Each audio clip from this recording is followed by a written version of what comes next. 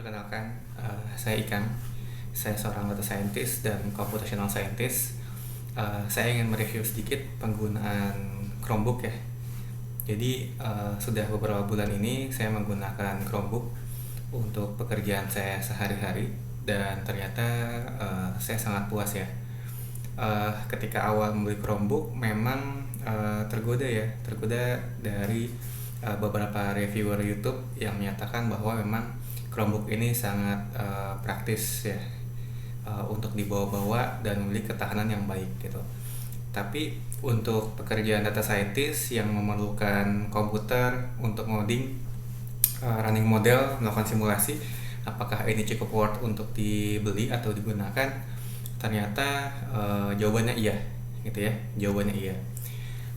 Saya menulis blog terkait hal ini. Alasan saya menggunakan Chromebook atau membeli Chromebook ini awalnya adalah karena saya ingin satu device yang ada di tengah-tengah. Jadi ceritanya saya diberikan laptop Dell, merek Dell gitu ya, di kantor yang memang speknya sangat-sangat luar biasa gitu ya. Tapi kelemahannya adalah bobotnya dan dimensinya yang menurut saya lumayan besar gitu ya untuk dibawa-bawa sehingga kurang praktis. Sebelumnya saya juga menggunakan Huawei Tab ya, T10s.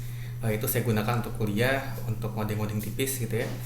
Tapi memang kelemahannya adalah versi R yang digunakan masih command line interface.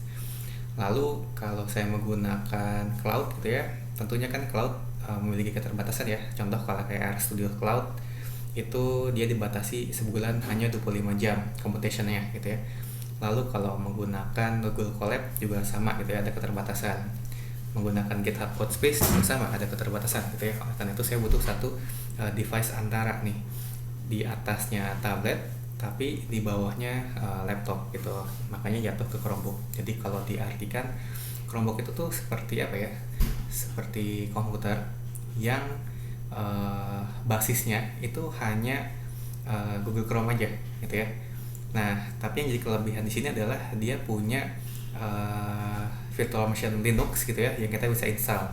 Nah, karena basisnya nanti Linux, nah nanti kita bisa install macam-macam di sana. Nah, ini tulisan pertama saya di blog gitu ya. Nanti saya sampaikan di kolom deskripsi. Awalnya itu saya menggunakan Chromebook ini untuk ngoding R.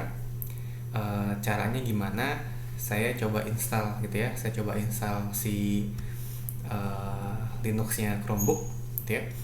Lalu saya install R yang sifatnya CLI gitu ya.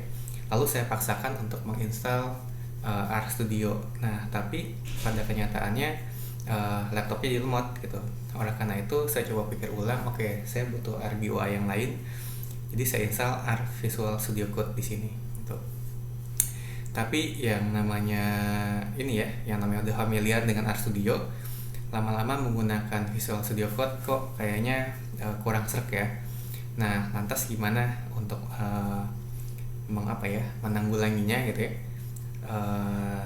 Sempat kepikir untuk ya sudahlah, berarti Chromebook sudah tidak cocok gitu ya untuk data science gitu. Ternyata di sini saya menemukan bahwa si Chromebook ini gitu ya, dengan Linux yang ada ini itu bisa diinstal Docker. Nah, dengan Docker tersebut, nah kita bisa menginstal berbagai macam aplikasi-aplikasi yang sudah dikonten gitu ya, sudah dikonten. Nah, jadi sebagai contoh nih, ini Chromebook saya. Ini saya sedang menjalankan Linuxnya. Selesai loading, saya masuk ke super user di sini. Lalu saya coba jalankan kontainer Docker yang sudah saya modif ya, basisnya dari Rocker gitu ya. Ini juga sudah saya tuliskan di blog saya gitu ya. Nanti tinggal saya taruh di kolom deskripsi linknya. Nah, ini kalau saya run di sini.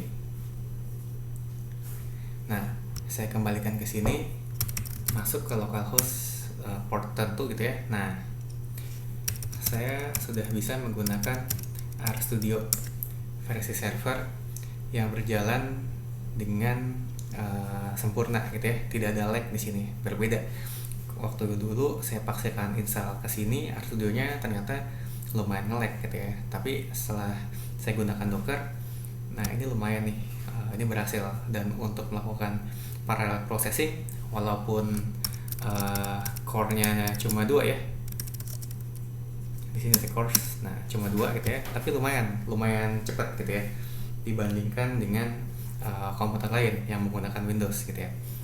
Lalu untuk melakukan web scraping menggunakan R Selenium ternyata juga memungkinkan. Caranya gimana? Kita kembali ke Docker tadi ya, kita bikin satu kontainer lagi, misalkan kontainernya Selenium Firefox. Nah, nanti kita bisa menghubungkan 2 kontainer tersebut, sehingga untuk melakukan web scraping menggunakan R Selenium juga itu memungkinkan. Jadi kesimpulannya, si Chromebook ini sudah melebihi ekspektasi saya gitu ya, karena praktisnya dapat dan ternyata sangat mumpuni gitu ya untuk melakukan coding-codingan seperti ini menggunakan R. Saya sudah gunakan untuk membuat beberapa model machine learning, melakukan simulasi Monte Carlo gitu ya, dan pekerjaan sehari-hari lainnya gitu ya. Oke, semoga bermanfaat videonya. Terima kasih.